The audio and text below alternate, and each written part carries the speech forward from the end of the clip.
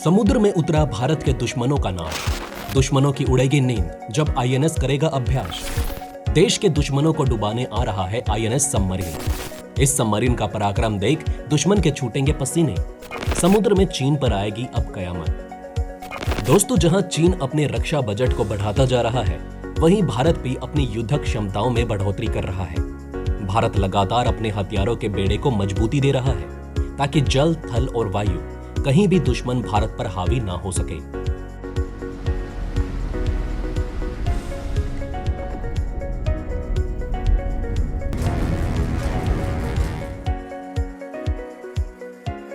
इसलिए ही जब चीन ने समुद्र से घेराबंदी का रुख किया, तो भारत ने भी समुद्र में मिसाइलों को दागकर अपनी मौजूदगी का एहसास दिला दिया।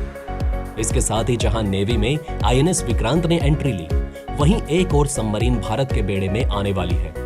तो चलिए जानते हैं इस नए खूंखार शिकारी के बारे में, जो समुद्र के अंदर से भी सटीक और सुपरसोनिक हमला करने का दमखम रखता है। दोस्तों, समुद्री सरहदों की रक्षा के लिए भारतीय नौसेना हमेशा तैयार रहती है ताकि दुश्मन देश की चालाकी को बेकार किया जा सके। 15 अप्रैल 2022 को मुंबई के मझगांव डॉक्स पर भारतीय नौसेना के लिए एक नई पनडुब्बी लॉन्च की गई। इसकी लॉन्चिंग प्रोजेक्ट 75 के तहत की जा रही है। हिंदुस्तान के दुश्मनों की नींद उड़ाने के लिए देश की समुद्री सीमा को अभेद्य और अखंड रखने वाला अब तक का सबसे एडवांस सबमरीन में से एक आईएनएस वागशीर भारतीय नौसेना के जंगी बेड़े में जल्द शामिल होने वाला है।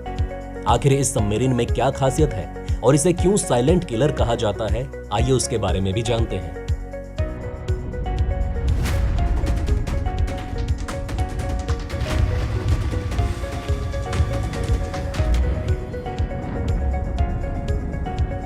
दोस्तों, प्रोजेक्ट 75 के तहत अभी तक 5 एडवांस सबमरीन भारत की रक्षा में तैनात हैं। वागशीर का नाम रेत की मछली के नाम पर रखा गया है, जो हिंद महासागर में गहरे समुद्र में रहने वाली एक खतरनाक शिकारी है।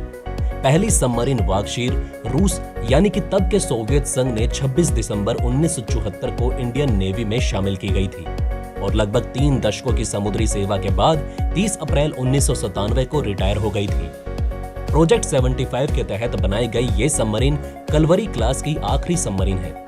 ये कलवरी क्लास की डीजल इलेक्ट्रिक सबमरीन है। इस सबमरीन की लंबाई करीब 221 फीट, बीम 20 फीट और ऊंचाई 40 फीट होती है। इस सबमरीन में 360 बैटरी सेल्स लगे हैं। मुंबई के मझगांव डॉक पर बनी इस सबमरीन का 40% से ज्यादा हिस्सा आत्मनिर्भर भारत के तहत यानी स्वदेशी तकनीक से बनाया गया है। वहीं वाटर सरफेस पर यह सबमरीन करीब 20 किलोमीटर प्रति घंटे की रफ्तार से चलती है, जबकि पानी के अंदर इस साइलेंट किलर की रफ्तार करीब 37 किलोमीटर प्रति घंटा होती है। यह सबमरीन समुद्र के नीचे 350 फीट तक की गहराई पर जाकर दुश्मन का पता लगा सकती है। सबसे जरूरी यह है कि 50 दिनों तक यह सबमरीन चुपचाप सेंध लगाकर रह सकती है। वहीं दोस्तों, इन सबमरीन की रेंज इनकी रफ्तार के मुताबिक तय होती है। बात करें इसमें लगने वाले हथियारों की, तो दुश्मनों को खाक करने के लिए इस सबमरीन में विनाशक हथियार लगाए गए हैं। इस सबमरीन में 533 मिलीमीटर के 6 टॉर्पीडोज ट्यूब्स हैं।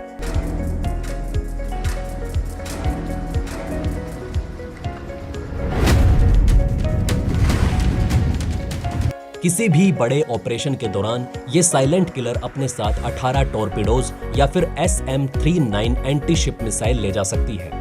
दुश्मनों की सबमरीन वॉरशिप को ध्वस्त करने के लिए समुद्र में माइंस बिछाने की तकनीक भी वागशीर में है। एक साथ करीब 30 माइंस आईएनएस वागशीर बिछा सकती है। इनमें 4 MTU 12 V396 SE-84 diesel engine लगे होते हैं।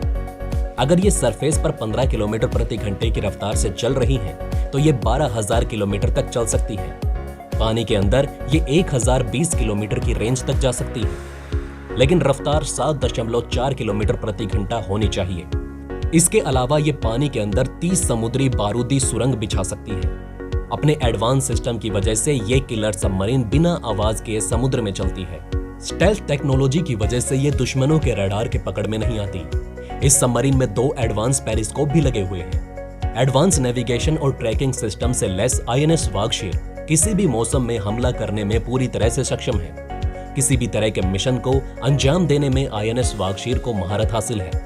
खासतौर पर anti submarine warfare, anti surface warfare, खुफिया जानकारी इकट्ठा करना, माइंस बिछाना जैसे हर काम में वागशीर का कोई मुकाबला नहीं।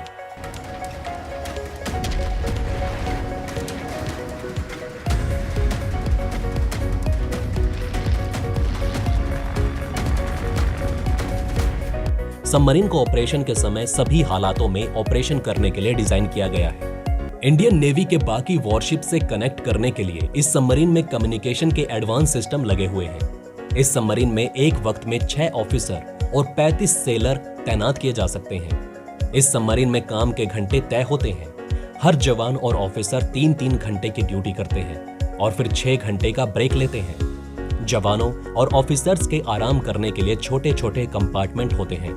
सबमरीन में जगह कम होने की वजह से कई बातों का ख्याल रखना पड़ता है, जैसे सबमरीन के किचन को गैली कहा जाता है। खाना बनाते वक्त जवान छोका नहीं लगा सकते क्योंकि धुआं बाहर नहीं जा सकता।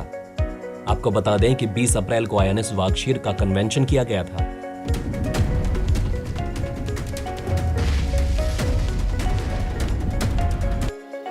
फिलहाल 1 साल तक इस सबमरीन का सी ट्रायल किया जाएगा। मार्च 2024 तक इस सबमरीन को इंडियन नेवी को सौंपने का टारगेट रखा गया है। इस सबमरीन के जंगी बेड़े में शामिल होने से समुद्री सीमा की सुरक्षा और मजबूत होगी। इसके अलावा आईएनएस वागशीर में शामिल होने के बाद कलवरी क्लास की 6 अटैक सबमरीन हो जाएंगी। इस क्लास में INS Kalvari, INS Khanderi, INS करंज, आईएनएस वेला और आईएनएस वागीर लॉन्च किए जा चुके हैं।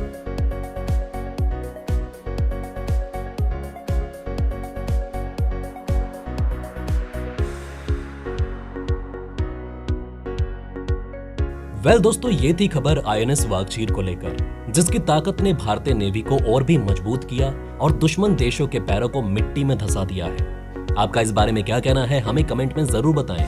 वहीं अगर आप चाहते हैं कि ऐसी इन्फॉर्मेशन ज्यादा से ज्यादा लोगों तक पहुंचे तो इस वीडियो को शेयर जरूर करें और अगर हमारी ये वीडियो आपको पसंद आई हो तो इसे लाइक करना ना भूलिएगा। साथ ही अगर अभी तक आपने हमारे चैनल को सब्सक्राइब नहीं किया है तो प्लीज हमारे चैनल को सब्सक्राइब जरूर करें। खुश रहें, अपना ध्यान रखें। फिर मिलेंगे एक नई इन्फॉर्मेशन के साथ। तब तक के लिए जय हिंद, जय भारत।